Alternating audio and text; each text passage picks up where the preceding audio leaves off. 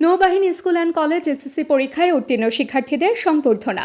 প্রতিবেদনে কবির হোসেন, বিস্তারিত তাবাসসুম হকানিকা। রাঙ্গামাটির কাপ্তায় বাংলাদেশের নৌবাহিনী স্কুল অ্যান্ড কলেজ এসএসসি 25 উত্তীর্ণ কৃতী শিক্ষার্থীদের সংবর্ধনা দেওয়া হয়েছে। শনিবার সকাল 11টায় নৌবাহিনী স্কুল অ্যান্ড কলেজ প্রাঙ্গণে 3 পার্বত্য জেলার মধ্যে শতভাগ পাস ও চট্টগ্রাম শিক্ষা বোর্ডের 6ষ্ঠ স্থান অর্জনকারী নৌবাহিনী স্কুল অ্যান্ড কলেজের জিপিএ 547 জন শিক্ষার্থীকে সংবর্ধনা দেওয়া হয়। শিক্ষা প্রতিষ্ঠানের মনোমুগ্ধকর পরিবেশনায় শিক্ষার্থীদের সংবর্ধনা দেওয়া হয়।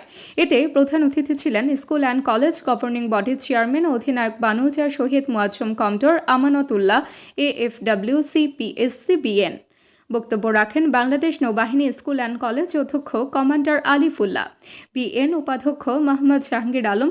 প্রধান অতিথি বাংলাদেশ নৌবাহিনী স্কুল অ্যান্ড কলেজ গভর্নিং বডির চেয়ারম্যান ও অধিনায়ক কমডোর আমানতুল্লাহ।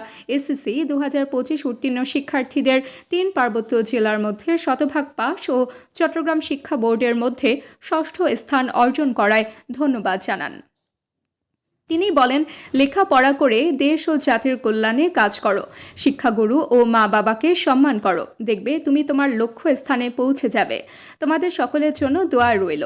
এ সময় স্কুল অ্যান্ড কলেজ গভর্নিং বডির সদস্য ডাক্তার প্রবীর খিয়াং, হেডম্যান অরুণ তালুকদার, নৌবাহিনী কর্মকর্তা, স্কুল অ্যান্ড কলেজ শিক্ষক ও সংবাদ কর্মীগণ উপস্থিত ছিলেন।